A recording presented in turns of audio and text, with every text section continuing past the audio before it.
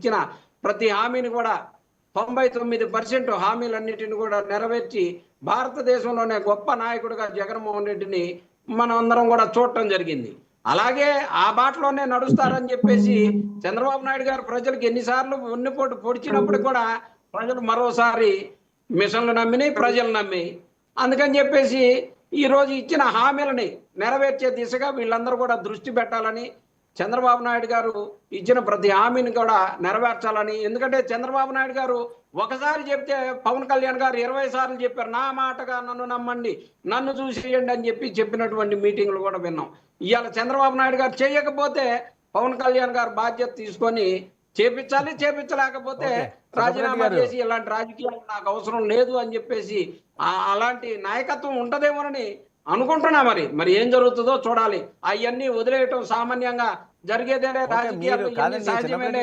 జగన్మోహన్ రెడ్డి గారు చేయలేం కదా, అయినప్పుడు కూడా అవకాశం వచ్చింది వాడుకుందాం, ప్రజలను వదిలేద్దాం అని అంటే ప్రజలు రెడీగా ఉన్నారు, రెడీగా ఉన్నారు.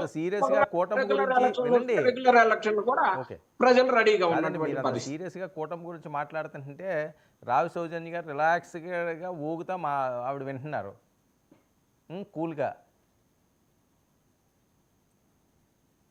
సార్ ఉన్నారా? ఏం మాట్లాడతారు సార్? పాపం వర్మ గారికి వెన్నుపోటు పొడిచిన తర్వాత మరి ఏం మాట్లాడాలో అర్థం కావట్లే వాళ్ళకి. వైసీపీ వాళ్ళకి 11 వచ్చిన మైండ్లు దబ్బినట్టున్నాయని బాబు, అందుకని వాళ్ళు ఏం మాట్లాడుతున్నారు? 11 మంది క్రికెట్ ప్లేయర్లు సాధించుకొని వచ్చారు, గుర్తుపెట్టుకోండి. గారు ఏంటి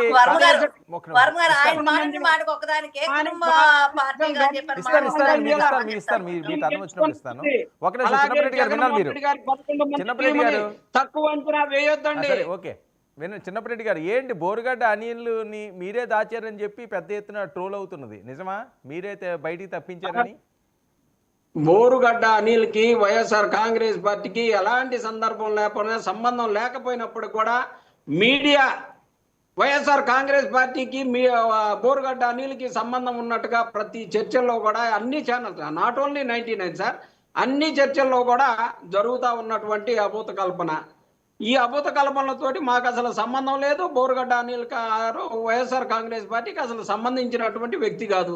ఎందుకు ముద్ర వేశారో, ఎందుకు వైఎస్ఆర్ కాంగ్రెస్ పార్టీ అంటున్నారో, అతను ఏడబోతే మాకెందుకు, ఏడబయలు తెచ్చుకుంటే మాకెందుకు, మాకు అవసరమే లేదు. అందుకని చెప్పేసి దాని గురించి అంత తక్కువ మాట్లాడితే అంత మంచిది. వైఎస్ఆర్ కాంగ్రెస్ పార్టీ దాని మీద ప్రత్యేకంగా స్పందించేటటువంటి అవసరం కూడా మాకు లేదు. మా కార్యకర్త అనుకోండి, ఖచ్చితంగా ఫైట్ చేస్తాం, ఖచ్చితంగా తీసుకొచ్చుకుంటాం.